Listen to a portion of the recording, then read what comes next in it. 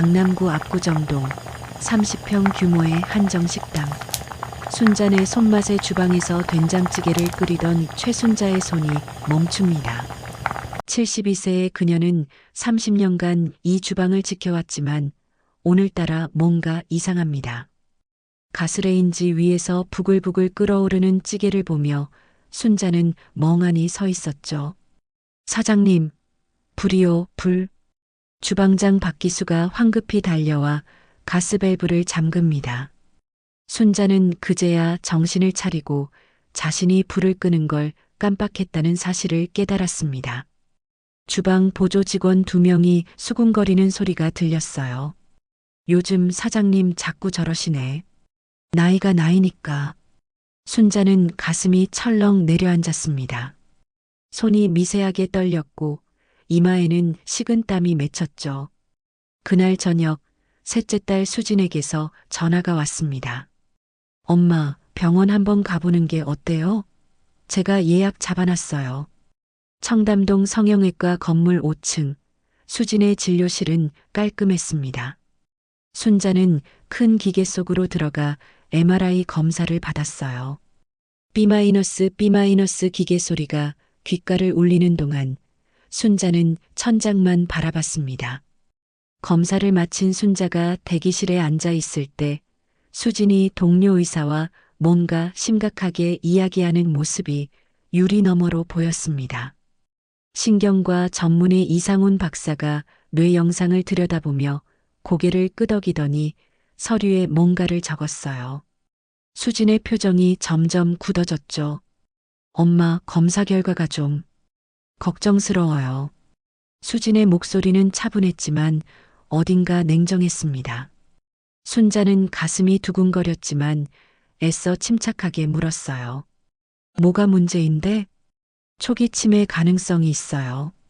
정밀 검사가 더 필요하지만 빨리 조치를 취하는 게 좋겠어요. 토요일 오후 서초동 민수의 아파트 거실에는 세 남매가 모였습니다.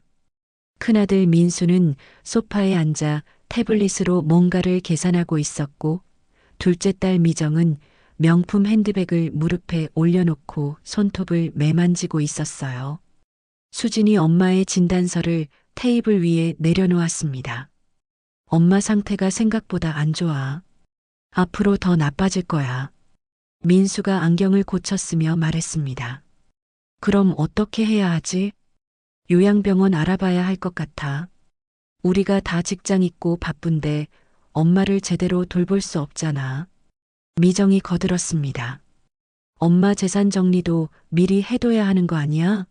나중에 더 복잡해지면 곤란하잖아.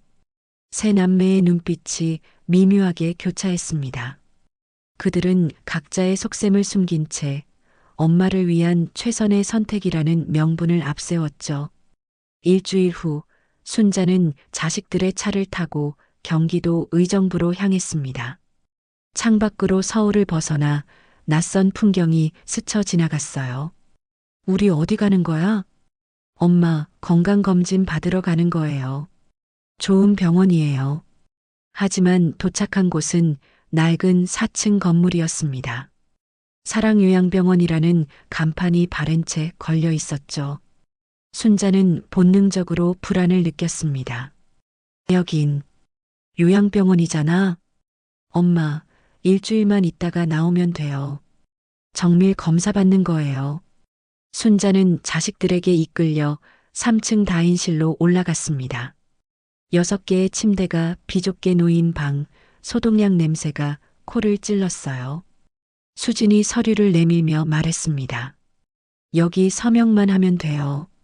순자는 안경을 집에 두고 와서 서류가 잘 보이지 않았지만 자식들이 재촉하는 바람에 도장을 찍었습니다.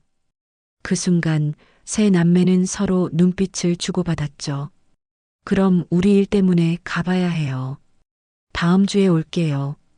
자식들이 서둘러 병실을 나가는 뒷모습을 보며 순자는 처음으로 알 수 없는 두려움을 느꼈습니다. 그녀의 손에는 아직 도장의 붉은 주사가 묻어 있었죠. 순자가 입소한 3층 다인실은 생각보다 훨씬 열악했습니다. 6인실 병실에는 이미 5명의 노인이 누워 있었고 순자는 창문에서 가장 먼 구석 침대를 배정받았어요. 옆 침대의 80대 할머니는 계속 신음소리를 냈고 맞은편 침대의 중증 치매 환자는 허공을 향해 중얼거렸습니다. 첫날 저녁 6시 식사 시간이 되자 간병인이 쟁반을 들고 들어왔습니다. 플라스틱 식판 위에는 김치 몇 조각과 멸치볶음, 그리고 식은 밥이 전부였죠. 국은 건더기라곤 찾아볼 수 없는 맹물에 가까웠습니다.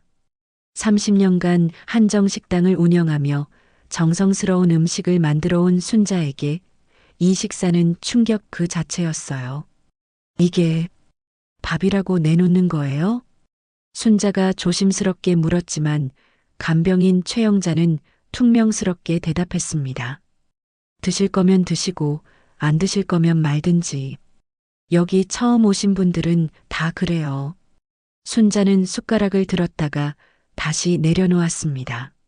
목구멍으로 음식이 넘어가지 않았죠. 옆 침대의 할머니가 작은 목소리로 말했어요. 여긴 원래 이래요. 참고 드셔야 해요. 밤 10시 최영자가 큰 소리로 외쳤습니다. 불 끄니까 조용히 하세요. 떠들면 밖에 내보냅니다. 형광등이 꺼지자 병실은 칠흑 같은 어둠에 잠겼습니다. 하지만 순자는 잠을 이룰 수 없었어요. 낯선 공간, 노인들의 기침소리와 신음소리, 그리고 복도를 오가는 발자국 소리가 밤새 계속되었습니다. 새벽 5시 불이 다시 켜지고 최영자의 목소리가 병실을 가득 채웠습니다. 일어나세요. 씻으러 가야죠. 순자는 몸을 일으켰지만 온몸이 뻐근했습니다. 화장실은 복도 끝에 하나뿐이었고 8명이 공동으로 사용했어요. 바닥에는 물때가 끼어 있었고 변기 주변은 제대로 청소되지 않은 채 악취가 났습니다. 순자는 구역질이 올라왔지만 참았죠. 샤워는 일주일에 2번만 가능하다는 안내를 받았습니다. 비누와 수건도 각자 준비해야 한다고 했지만 순자는 아무것도 가져오지 못했어요. 자식들이 일주일만 있다 나온다고 했기 때문이었죠. 사흘째 되는 날 오후 순자는 복도를 걷다가 물리치료실 앞에서 한 노인을 만났습니다. 76세의 박철호, 그는 파킨슨병으로 손이 미세하게 떨렸지만 눈빛만은 또렷했어요. 회색 트레이닝복을 입은 그는 순자를 보더니 고개를 끄덕이며 인사했습니다. 처음 보는 얼굴이시네요. 언제 들어오셨습니까? 사흘 전이요. 여긴 정말 이렇게 열악한가요? 박철호는 쓴웃음을 지으며 주변을 둘러보았습니다. 이 병원은 정부 지원금을 받으면서도 실제로는 최저 수준으로 운영하는 곳입니다. 여기 계신 분들 중 절반은 자식들에게 재산을 빼앗기고 버려진 케이스죠. 순자의 가슴이 철렁 내려앉았습니다. 박철호의 말에는 체념과 분노가 동시에 담겨 있었어요. 그날 오후 2시쯤 순자는 우연히 충격적인 장면을 목격했습니다. 간병인 최영자가 치매 환자의 머리를 손으로 내리치며 소리를 질렀어요. 말 안 들으면 밥 안 줘요. 알아들어요? 노인은 겁에 질린 표정으로 고개를 숙였습니다. 순자는 당장이라도 뛰어가서 말리고 싶었지만 최영자의 날카로운 눈빛이 순자를 향하자 몸이 얼어붙었죠. 이곳에서 살아남으려면 참아야 한다는 것을 순자는 본능적으로 깨달았습니다. 저녁 시간 젊은 간호사 이나영이 순자의 병실로 혈압을 재러 왔습니다. 28세의 나영은 다른 직원들과 달리 부드러운 눈빛을 가지고 있었어요. 혈압계를 감으며 나영이 작은 목소리로 말했습니다. 할머니, 여기 환경이 좋지 않아서 정말 죄송해요. 제가 할 수 있는 게 별로 없어요. 순자는 나영의 눈에서 진심 어린 미안함을 읽었습니다. 그날 밤 순자는 침대에 누워 자식들에게 전화를 걸었어요. 민수는 재판 중이라 바쁘다며 전화를 끊었고 미정은 아예 받지 않았습니다. 수진만 전화를 받았지만 목소리는 차갑기만 했죠. 엄마, 적응 기간이에요. 조금만 참아요. 다들 처음엔 그래요. 수진아, 나 여기 너무 힘들어. 집에 가고 싶어. 엄마 건강 위해서예요. 끊을게요. 환자 봐야 해서. 뚝 마이너스. 전화가 끊어졌습니다. 순자는 어둠 속에서 천장을 바라보며 눈물을 흘렸습니다. 30년간 자식들을 위해 살아온 자신의 인생이 이렇게 끝나는 건가 하는 생각이 들었죠. 하지만 그녀는 아직 몰랐습니다. 이것은 시작에 불과하다는 것을요. 입소 후 한 달이 지난 토요일 오후 2시, 세 남매가 과일 바구니 하나를 들고 병원을 찾아왔습니다. 순자는 로비에서 자식들을 기다리고 있었고 그들의 모습이 보이자 반가운 마음에 손을 흔들었어요. 하지만 세 남매의 표정은 밝지 않았습니다. 민수는 명품 시계를 차고 있었고 미정은 새로 산 듯한 샤넬 가방을 들고 있었죠. 엄마, 건강은 좀 어때요? 수진이 형식적으로 물었지만 순자의 대답을 제대로 듣지 않았습니다. 그들은 1층 면회실로 순자를 안내했고 좁은 탁자를 사이에 두고 마주 앉았어요. 집에 언제 데려가 주니? 나 여기 있기 너무 힘들어. 순자의 목소리에는 간절함이 묻어났습니다. 하지만 수진은 시선을 피하며 대답했어요. 엄마 상태가 아직 안정적이지 않아서요. 조금 더 계셔야 해요. 민수가 가방에서 서류 봉투를 꺼냈습니다. 그의 손놀림은 능숙했고 변호사답게 침착했죠. 엄마, 압구정 아파트 관리비가 월 200만 원씩 나오더라고요. 그래서 제 명의로 옮겼어요. 세금도 절약되고 관리도 편하고요. 순자는 귀를 의심했습니다. 뭐, 내 허락도 없이 왜 내 명의로 옮겨? 엄마, 어차피 나중에 상속받을 건데 미리 정리하는 게 좋잖아요. 미정이 옆에서 거들었습니다. 엄마, 식당 건물도 민수 오빠가 팔았어요. 40억 받았대요. 좋은 값에 팔았다면서요? 순자의 머릿속이 하얗게 변했습니다. 30년간 피땀 흘려 일군 식당 건물을 자신의 허락도 없이 팔아치웠다는 말이었어요. 40억을 팔았다고? 내 허락도 없이?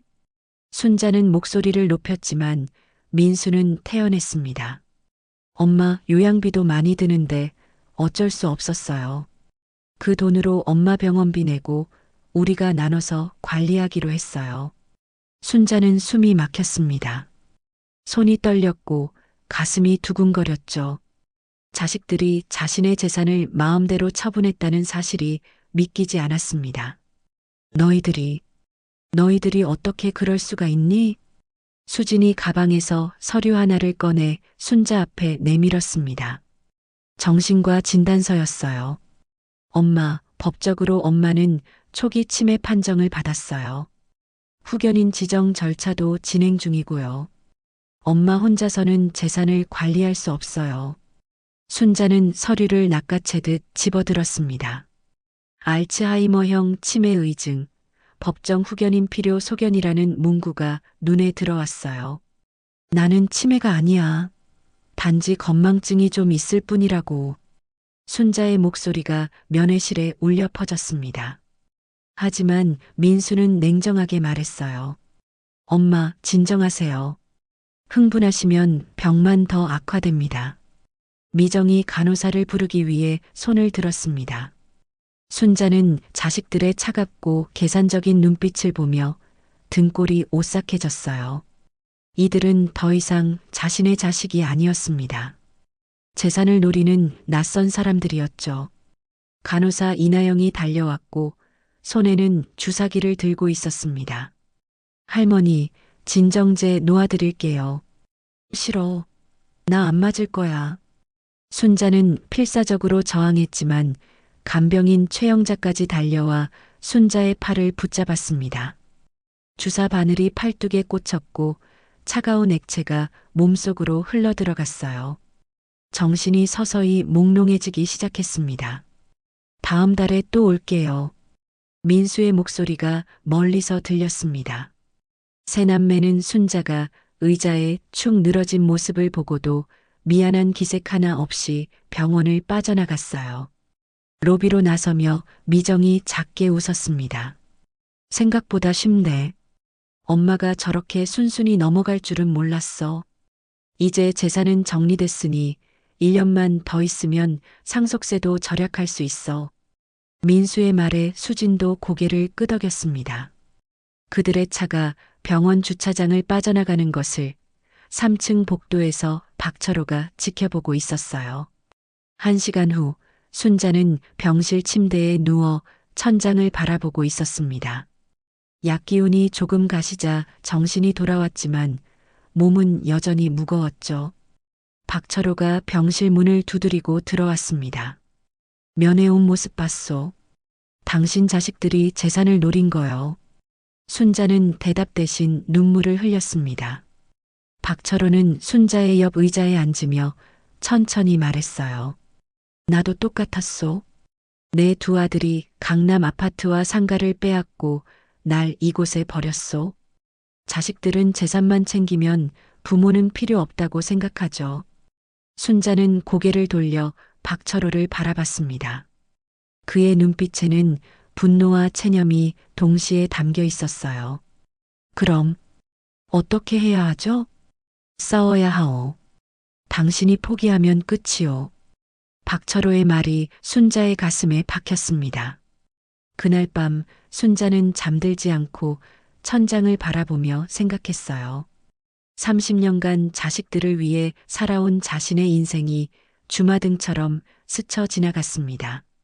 남편이 세상을 떠난 후 혼자서 식당을 키우고 자식들을 대학 보내고 결혼 자금까지 대주었던 그 모든 시간들이요. 나는 이렇게 당할 수 없어. 순자는 작게 중얼거렸습니다. 그녀의 눈빛이 달라지기 시작했어요. 체념하던 노인의 눈이 아니라 싸울 준비가 된 사람의 눈빛이었습니다. 다음 날 아침 순자는 박철호를 물리치료실 구석으로 불렀습니다. 다른 환자들의 시선이 닿지 않는 곳이었고 간병인들도 바쁘게 움직이고 있었죠. 박철호는 떨리는 손으로 지팡이를 짚으며 순자 옆에 앉았어요. 도와주신다고 하셨죠? 구체적으로 어떻게 해야 하나요? 순자의 목소리는 낮았지만 단호했습니다. 박철호는 주변을 살피고 나서 천천히 말했어요. 법정에서 이기려면 3가지가 필요하오. 첫째, 자식들이 재산을 불법으로 가로챘다는 증거. 둘째, 당신이 치매가 아니라는 의학적 증명. 셋째, 소송 비용을 댈 자금력. 순자는 고개를 끄덕였습니다. 박철호가 조심스럽게 물었어요. 혹시 자식들이 모르는 재산이 있소? 순자는 잠시 망설이다가 입을 열었습니다. 서초동에 상가 건물 지분이 있어요. 남편이 돌아가시기 전에 제 이름으로만 사둔 거예요. 자식들은 몰라요. 박철호의 눈이 반짝였습니다. 얼마나 돼요? 20년 전에 5억 주고 샀는데 지금은 20억쯤 될 거예요. 박철호는 작게 미소 지었습니다. 40년 변호사 생활의 직감이 말해주고 있었죠. 이 싸움은 이길 수 있다고요. 좋소. 그걸로 승부를 걸 수 있소. 내게 제자가 한 명 있는데 지금 인권 변호사로 일하고 있소. 그 친구에게 연락해 보겠소. 박철호는 주머니에서 낡은 핸드폰을 꺼냈습니다. 손이 떨려서 번호를 누르는데 시간이 걸렸지만 곧 전화가 연결됐어요. 정우야, 나다. 박철호. 급한 일이 생겼는데 내가 도와줘야겠다.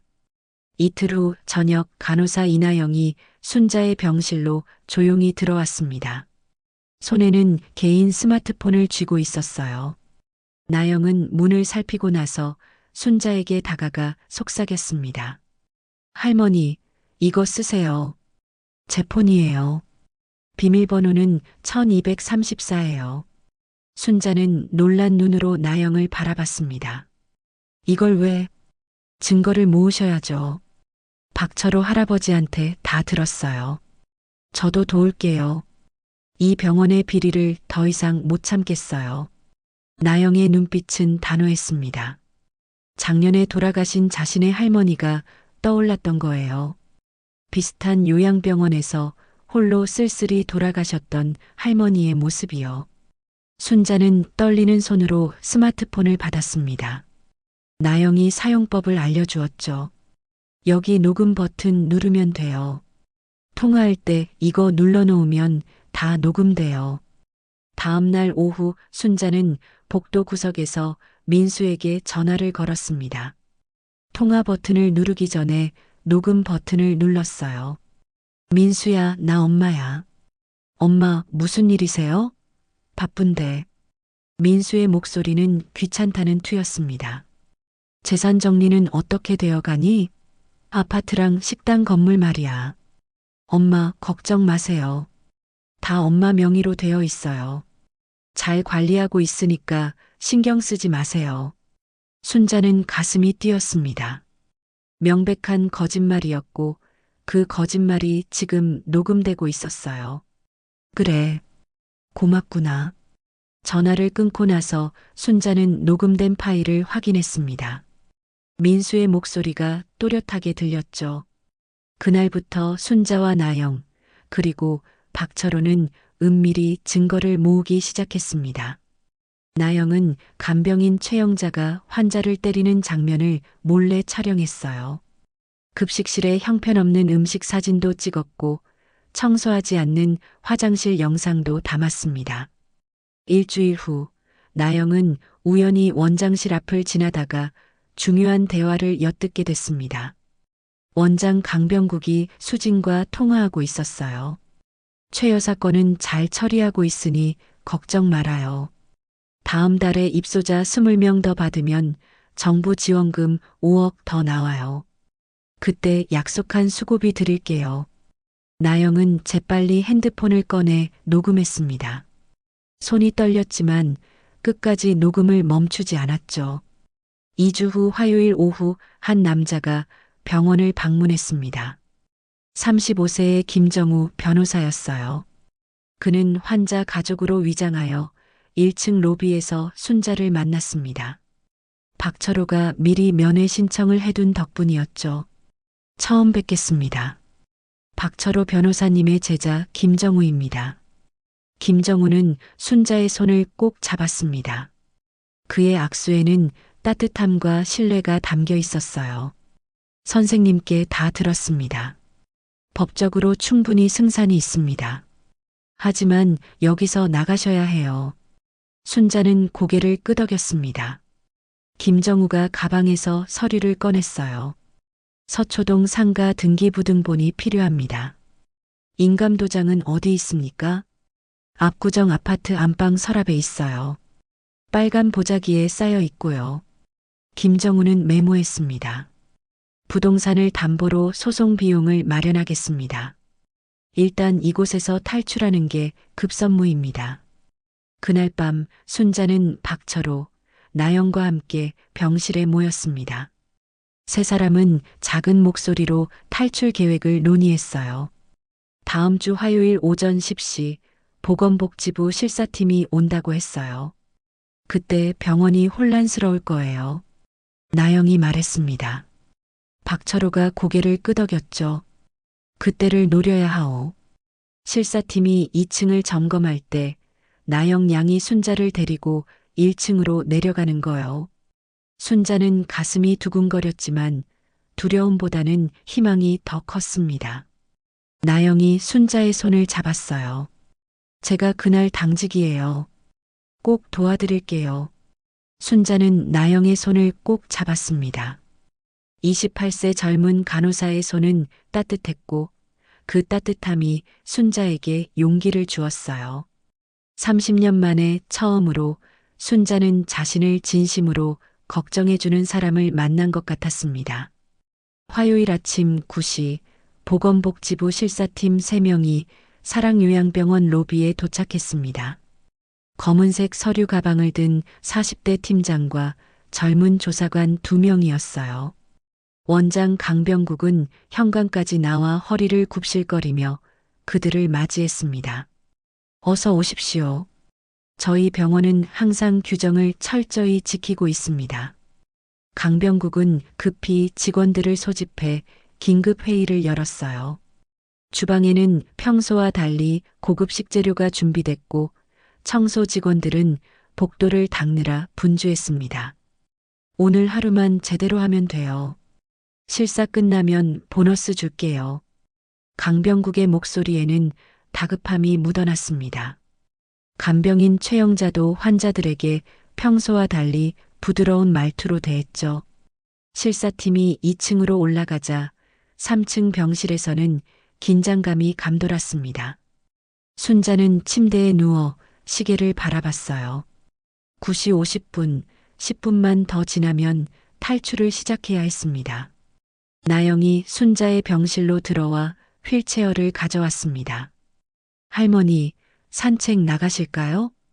나영의 목소리는 떨렸지만 최대한 평온한 척했어요.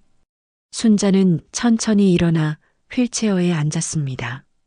박철호가 복도에서 지켜보며 작게 고개를 끄덕였죠. 나영이 순자를 태운 휠체어를 밀고 복도를 지나 엘리베이터로 향했습니다. 1층 로비를 지날 때 간병인 최영자가 의심스러운 눈초리로 다가왔어요. 어디 가세요? 물리치료 예약이 있어서요. 10시 30분 예약이에요. 나영은 미리 준비해둔 가짜 예약 확인서를 보여줬습니다. 최영자는 서류를 대충 훑어보고 고개를 끄덕였죠. 빨리 다녀와요. 점심시간 전에 돌아와야 해요. 나영은 침착하게 휠체어를 밀어 1층 복도 끝으로 향했습니다. 비상구 표지판이 보였고 그 너머로 뒷문이 있었어요. 순자의 심장이 빠르게 뛰었습니다. 뒷문을 나서는 순간 차가운 바깥 공기가 얼굴을 스쳤습니다. 2개월 만에 맡아보는 자유로운 공기였죠. 순자는 눈물이 날 것 같았지만 참았어요. 주차장 구석에 검은색 제네시스가 대기하고 있었고 김정우 변호사가 재빨리 차에서 내려 다가왔습니다. 빨리 타세요. 김정우가 순자를 부축해 뒷좌석에 태웠어요. 나영이 휠체어를 접어 트렁크에 실었습니다. 나영 씨, 같이 가시죠. 아니에요.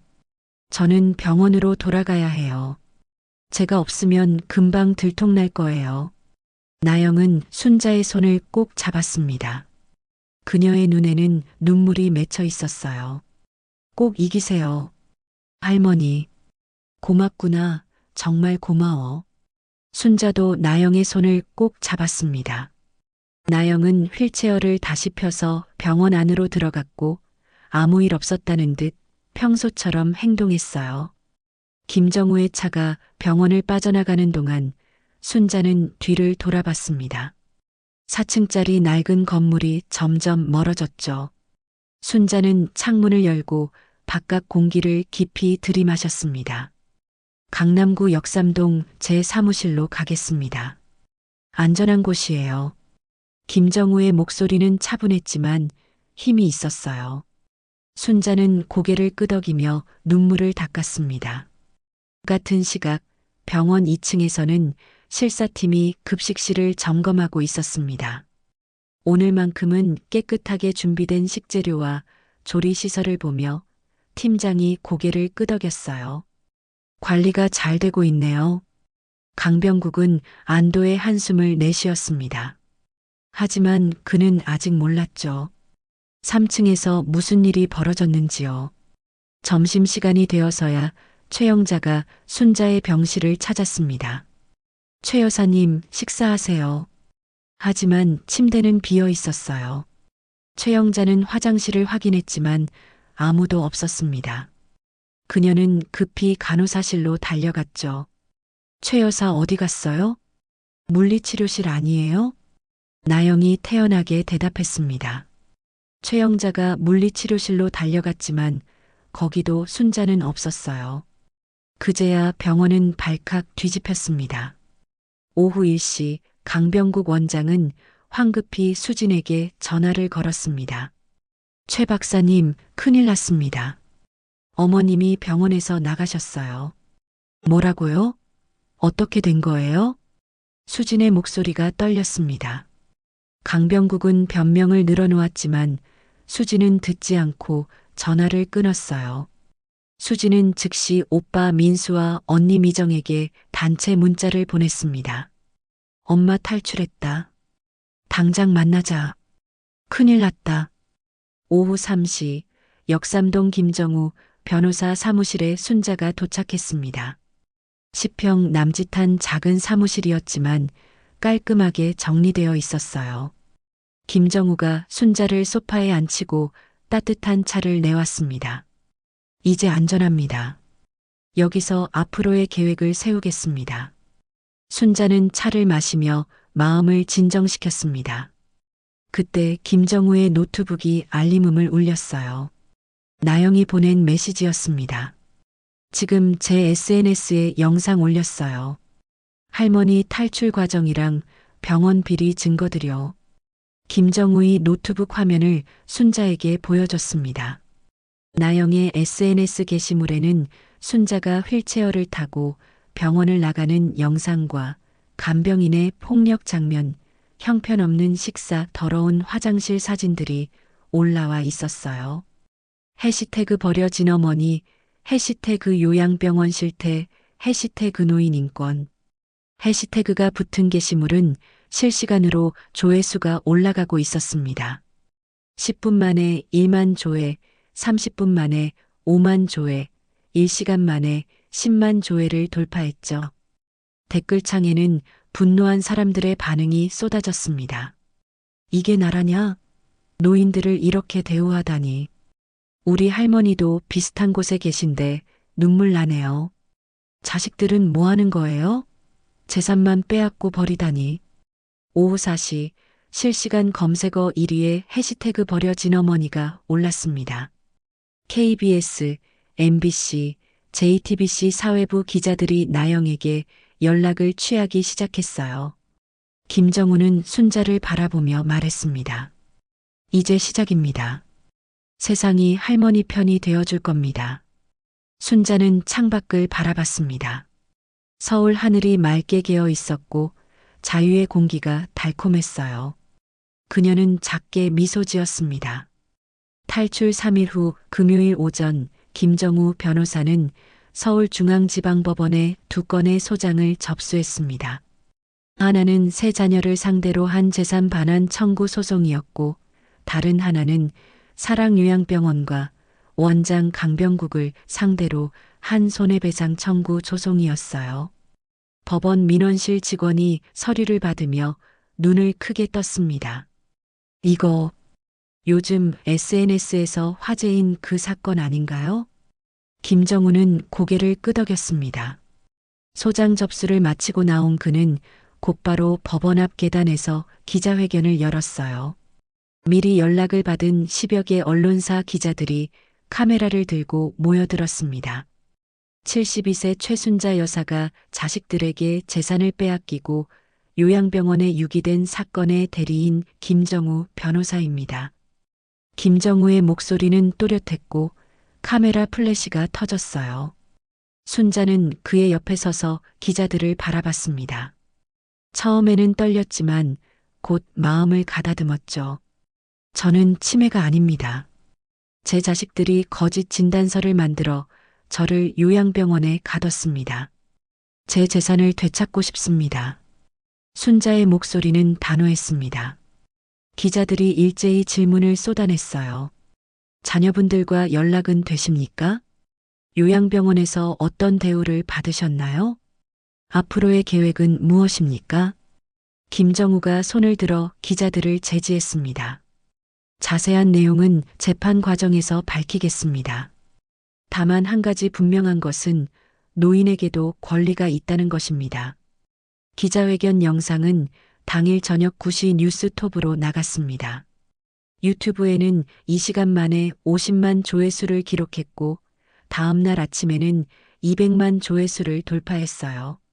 청와대 국민청원 게시판에는 노인 인권보호법 강화라는 제목의 청원이 올라왔고 사흘 만에 20만 명이 동의했습니다.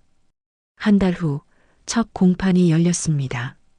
서울중앙지방법원 417호 법정, 방청석은 만석이었어요. 언론사 기자들과 시민들, 그리고 요양병원에서 함께 생활했던 박철호와 이나영도 자리를 지켰습니다. 순자는 원고석에 앉아 정면을 바라봤습니다. 피고석에는 큰아들 민수, 둘째 딸 미정, 셋째 딸 수진이 고개를 숙인 채 앉아 있었어요. 민수는 이해관계가 있어 대리인을 선임할 수 없었고 대형 로펌 출신 50대 변호사를 고용했습니다. 재판장이 입장하고 재판이 시작됐습니다. 원고 측 주장을 들어보겠습니다. 김정우가 자리에서 일어나 서류 뭉치를 들어 올렸어요.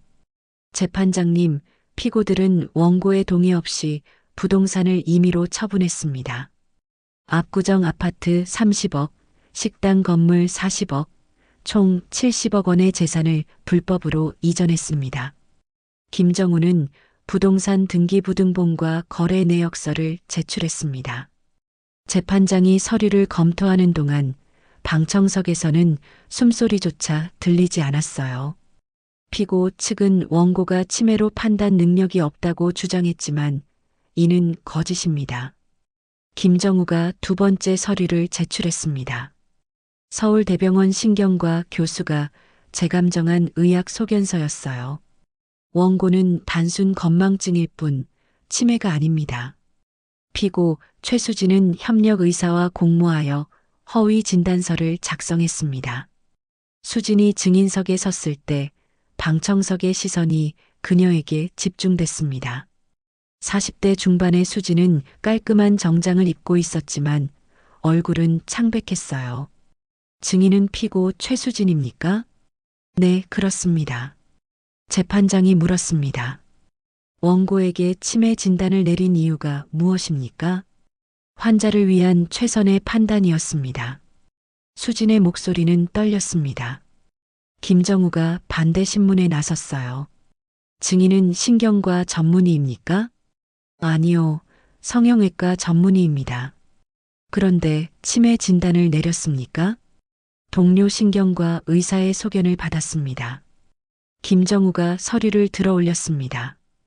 이상훈 박사와의 금전거래 내역입니다. 진단서 작성 일주일 후 증인은 이상훈 박사에게 500만 원을 송금했습니다. 이것도 환자를 위한 것입니까? 방청석에서 웅성거림이 일었습니다. 재판장이 목소리를 높였어요. 정숙, 증인은 대답하십시오. 그건 개인적인 빚을 갚은 것입니다. 수진의 얼굴이 더욱 창백해졌습니다. 재판장이 서류를 보며 인상을 찌푸렸어요. 의사로서 직업 윤리를 위반한 중대한 과실로 보입니다. 다음 증인으로 둘째 딸 미정이 섰습니다. 그녀는 눈물을 흘리며 증언대에 섰어요. 저는 엄마를 사랑했습니다. 하지만 경제적으로 너무 어려워서 어쩔 수 없었습니다. 김정우가 태블릿을 들어 올렸습니다. 증인의 최근 1년간 신용카드 사용 내역입니다. 명품 구매에만 3억 원을 지출했습니다. 이것이 경제적으로 어려운 사람의 소비 패턴입니까? 화면에는 에르메스, 샤넬, 루이비통 매장에서의 결제 내역이 줄줄이 나열됐어요. 방청석에서 한숨소리가 들렸습니다. 미정은 고개를 숙인 채 아무 말도 하지 못했죠. 4개월간의 치열한 법정 공방이 이어졌습니다. 민수는 법적 절차를 거쳤다고 주장했지만 김정우는 순자가 녹음한 통화 내역을 증거로 제출했어요. 엄마, 걱정 마세요. 다 엄마 명의로 되어 있어요. 민수의 목소리가 법정에 울려 퍼졌습니다. 명백한 거짓말이었고 녹음된 증거는 부인할 수 없었죠. 별도 형사재판에서는 강병국 원장이 정부 지원금 7억 원 횡령, 노인 학대, 의료법 위반 등 10개 혐의로 기소됐습니다. 검사는 징역 7년을 구형했어요. 최종 변론이 열린 날 순자는 마지막으로 의견을 진술했습니다. 저는 30년간 자식들을 위해 살았습니다. 하지만 그들은 저를 돈으로만 봤습니다. 이제 저도 제 인생을 살고 싶습니다. 순자의 목소리는 떨렸지만 끝까지 또렷했어요. 방청석의 박철호와 나영은 눈물을 닦았습니다. 2주 후 판결일이 왔습니다. 재판장이 판결문을 읽었어요. 피고들의 재산 이전은 명백한 불법이며 후견인 지정은 허위 진단에 기반했으므로 무효입니다. 모든 재산을 원고에게 환수하며 피고들은 원고에게 위자료 10억 원을 연대하여 배상하라. 망치 소리가 법정에 울렸습니다. 순자는 눈을 감았고 김정우가 그녀의 손을 잡았어요. 이겼습니다. 방청석에서 박수가 터져 나왔습니다. 판결 후 일주일 민수는 서초동 대형 로펌 회의실에 불려갔습니다. 대표 변호사 3명이 심각한 표정으로 앉아 있었고 민수는 그들 앞에 서 있었어요. 최 변호사, 이번 사건이 언론에 너무 크게 보도됐습니다. 우리 로펌 이미지에 치명적입니다. 대표 변호사의 목소리는 냉랭했습니다. 민수는 고개를 숙인 채 아무 말도 하지 못했어요. 파트너 승진은 무기한 연기입니다. 그리고 6개월간 무급휴직 처분입니다. 민수의 얼굴이 창백해졌습니다. 15년간 쌓아온 커리어가 한순간에 무너지는 순간이었죠. 회의실을 나서며 그는 동료 변호사들의 수군거림을 들었어요. 어머니 재산 가로챈 변호사래. 법조인 자격이 있나? 민수는 황급히 사무실을 빠져나왔습니다. 복도 끝에서 자신을 바라보는 후배 변호사들의 눈빛이 차갑게 느껴졌어요. 같은 시각 청담동 타워 팰리스 미정의 집에는 냉기가 흘렀습니다. 재벌 3세인 남편 장현우가 이혼 서류를 식탁 위에 내던졌어요. 당신이 그런 사람인 줄 몰랐어.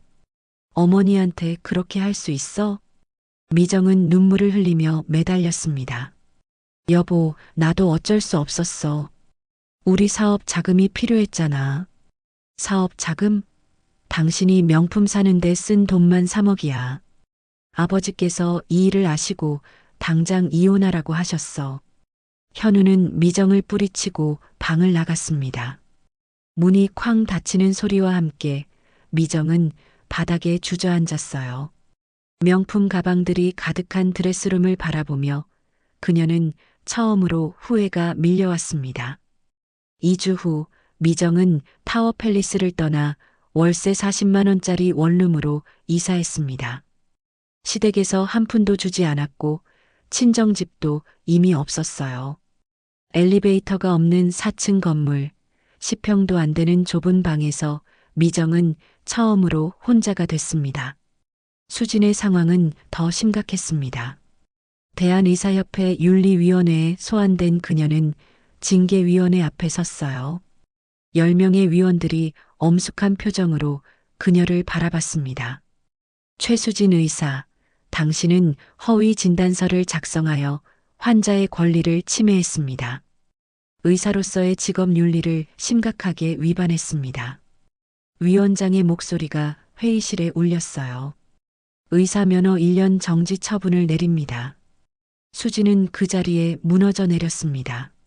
청담동 성형외과는 이미 환자들이 떠나가기 시작했고 SNS에는 악플이 쏟아졌어요. 폐륜 의사 절대 가지 마세요. 이런 사람이 의사라니 무섭네요. 한 달 후 수진의 성형외과는 결국 문을 닫았습니다.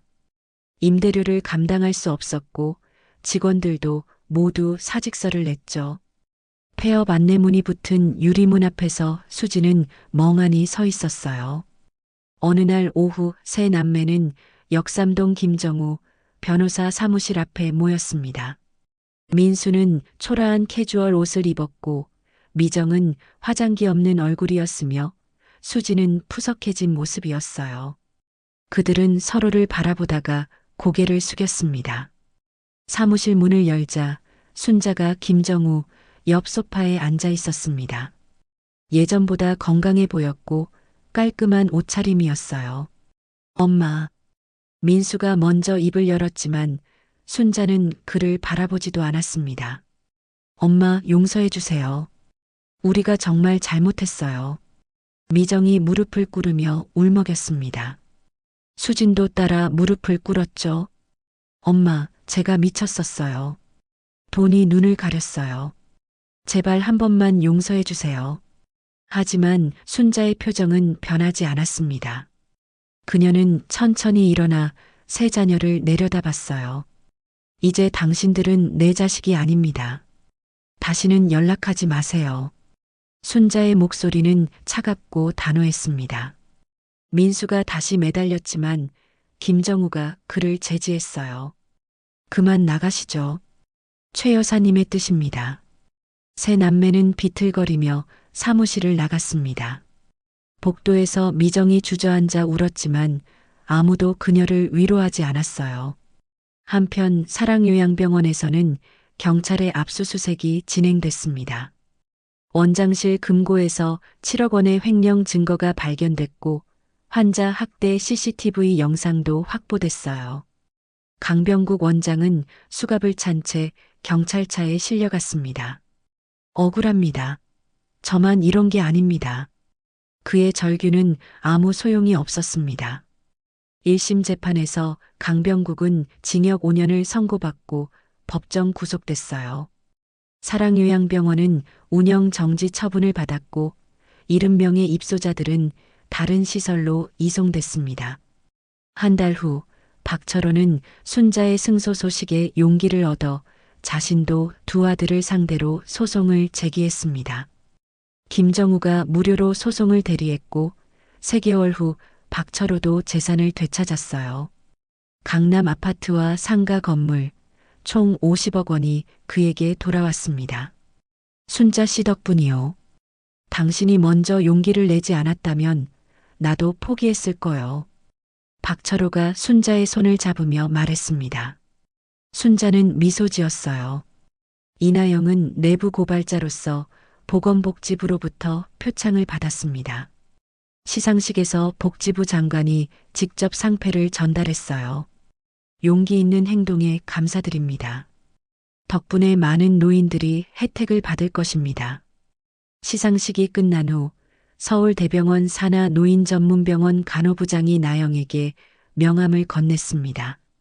우리 병원에서 일하실 의향 없으세요? 연봉은 지금보다 2배 드리겠습니다. 나영은 명함을 받으며 고개를 끄덕였습니다. 새로운 시작이었죠. 김정우 변호사는 이 사건으로 전국적인 유명세를 탔습니다. 노인 인권 전문 변호사로 언론에 소개됐고 전국에서 유사한 사건 의뢰가 쏟아졌어요. 그의 사무실 전화는 하루 종일 울렸습니다. 선생님, 저희 아버지도 비슷한 상황입니다. 도와주세요. 김정우는 모든 전화를 정성껏 받았습니다. 그리고 박철호와 함께 노인 법률 지원센터 설립을 준비하기 시작했어요. 순자는 압구정 아파트를 정리했습니다. 30년을 살았던 집이었지만 더 이상 미련은 없었어요. 환수받은 재산은 총 65억 원이었습니다.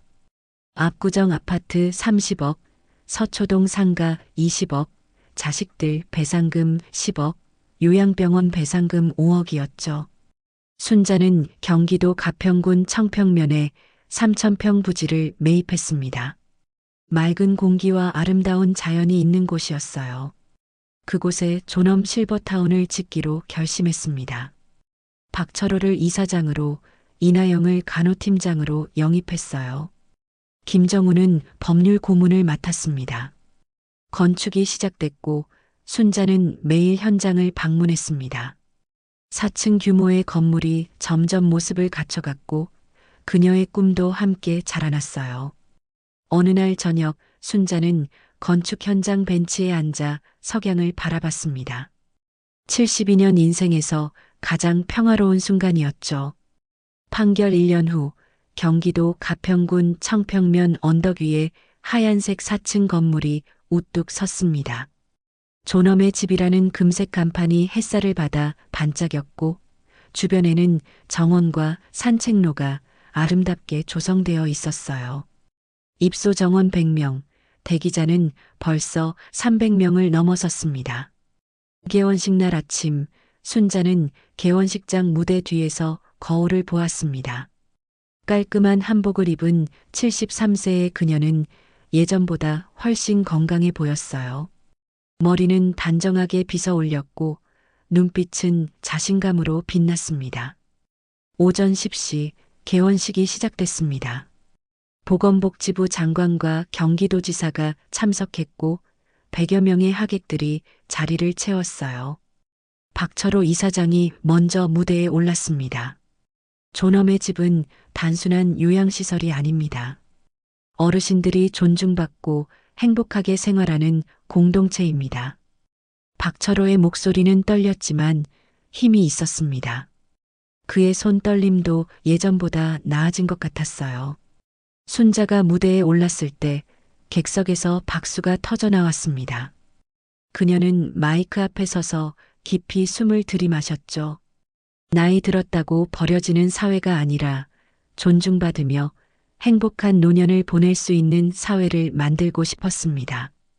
순자의 목소리가 확성기를 타고 넓은 마당에 울려 퍼졌습니다. 제가 겪은 고통을 다른 어르신들은 겪지 않으셨으면 좋겠습니다. 여기는 모두가 주인입니다. 객석의 김정우가 눈물을 닦았고 이나영도 손수건을 꺼내 눈가를 찍어냈어요. 개원식이 끝난 후 순자는 손님들을 안내하며 시설을 둘러봤습니다. 각 층마다 넓은 복도와 밝은 창문이 있었고 모든 방은 1인실이었어요. 각 방에는 화장실과 작은 거실이 딸려 있었습니다. 1층 식당에서는 전문 영양사가 준비한 점심 식사가 제공됐습니다.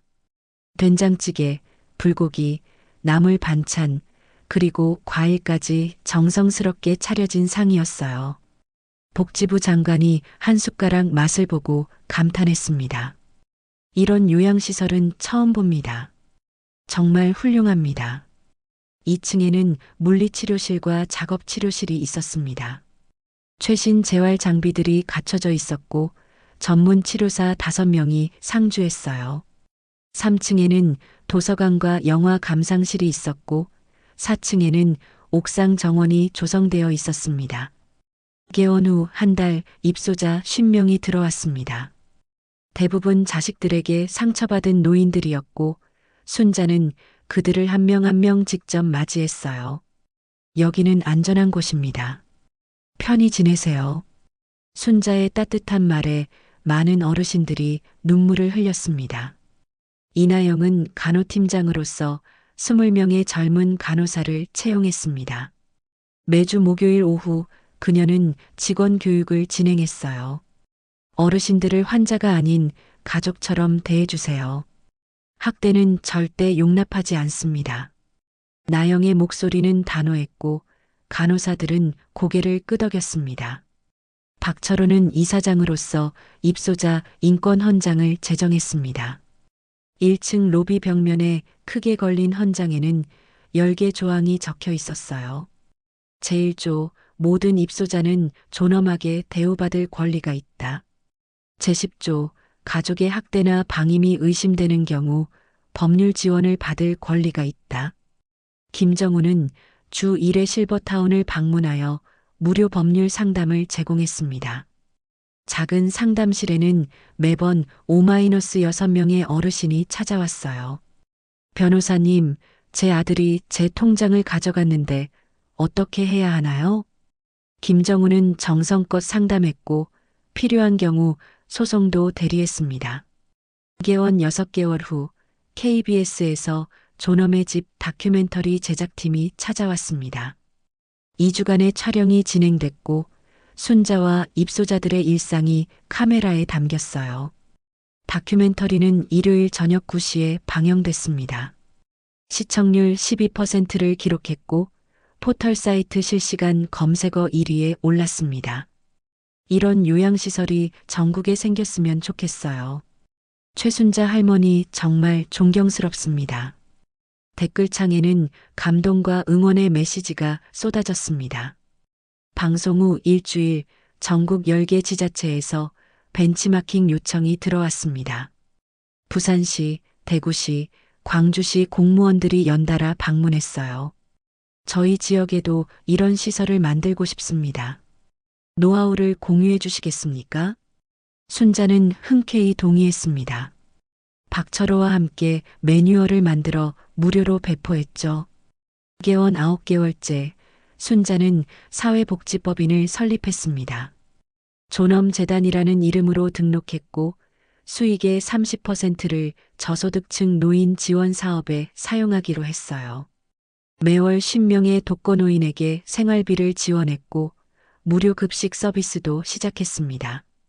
어느 봄날 오후 순자는 1층 로비에서 방문객을 맞이하고 있었습니다. 자동문이 열리며 한 여자가 들어왔어요. 셋째 딸 수진이었습니다. 수진은 예전보다 훨씬 초라해 보였습니다. 화장기 없는 얼굴에 낡은 옷을 입고 있었고 손에는 작은 꽃다발을 들고 있었어요. 엄마. 수진은 몇 걸음 다가오다가 멈췄습니다. 순자는 표정 없는 얼굴로 그녀를 바라봤습니다. 엄마, 용서해 주세요. 제가 정말 잘못했어요. 수진은 무릎을 꿇으며 꽃다발을 내밀었습니다. 눈물이 볼을 타고 흘러내렸죠. 1년 동안 매일 후회했어요. 엄마가 얼마나 힘드셨을지. 제발 한 번만 용서해 주세요. 로비에 있던 사람들이 그 광경을 지켜봤습니다. 순자는 천천히 수진에게 다가가 꽃다발을 받았어요. 용서는 합니다. 수진의 얼굴에 희망이 피어올랐지만 순자의 다음 말에 그 희망은 사라졌습니다. 하지만 다시는 내 가족이 아닙니다. 돌아가세요. 순자는 꽃다발을 옆 직원에게 건네고 수진에게서 등을 돌렸습니다. 수진은 주저앉아 울었지만 순자는 뒤돌아보지 않았어요. 그해 겨울, 순자는 박철호, 이나영과 함께 제주도로 여행을 떠났습니다. 3박 4일 일정이었고 실버타운 운영은 부이사장에게 맡겼어요. 제주 바닷가를 걸으며 순자는 파도 소리를 들었습니다. 74년 인생에서 가장 평화로운 순간이었죠. 내 인생에서 가장 행복한 시간이에요. 순자가 작게 중얼거렸습니다. 박철호가 옆에서 미소 지었어요. 우리 모두 새로운 인생을 살고 있소. 이나영이 두 사람의 사진을 찍어주었습니다. 카메라 속 순자의 얼굴은 밝았고 눈빛은 평온했어요. 다음해 봄, 순자는 실버타운 정원에 벤치를 하나 더 설치했습니다. 그곳에 앉아 그녀는 앨범을 넘겼어요. 자식들 사진이 아닌 입소 어르신들과 함께 찍은 사진들이었습니다. 생일 파티, 명절 행사, 산책, 운동회, 공연 관람. 순자의 새로운 가족들이었습니다. 가족은 피가 아니라 마음으로 만들어지는 거예요. 순자는 혼잣말처럼 중얼거렸습니다. 봄바람이 정원을 스쳐 지나갔고 벚꽃잎이 하늘하늘 떨어졌어요. 4층 창문에서는 어르신들이 순자를 바라보며 손을 흔들었습니다. 순자도 손을 흔들어 답했죠. 카메라는 천천히 줌아웃되며 실버타운 전경을 담았습니다. 넓은 정원, 아름다운 건물, 그리고 평화로운 풍경이었어요. 하늘에는 구름 한 점 없이 맑은 햇살이 내리쏟았습니다. 순자는 벤치에서 일어나 천천히 건물로 걸어갔습니다. 그녀의 뒷모습은 당당했고 걸음걸이에는 힘이 있었어요. 로비 입구에서 그녀는 한 번 더 뒤를 돌아 정원을 바라봤습니다. 그리고 작게 미소 지으며 건물 안으로 들어갔죠. 문이 닫히며 존엄의 집이라는 금색 간판이 다시 한번 햇살을 받아 반짝였습니다.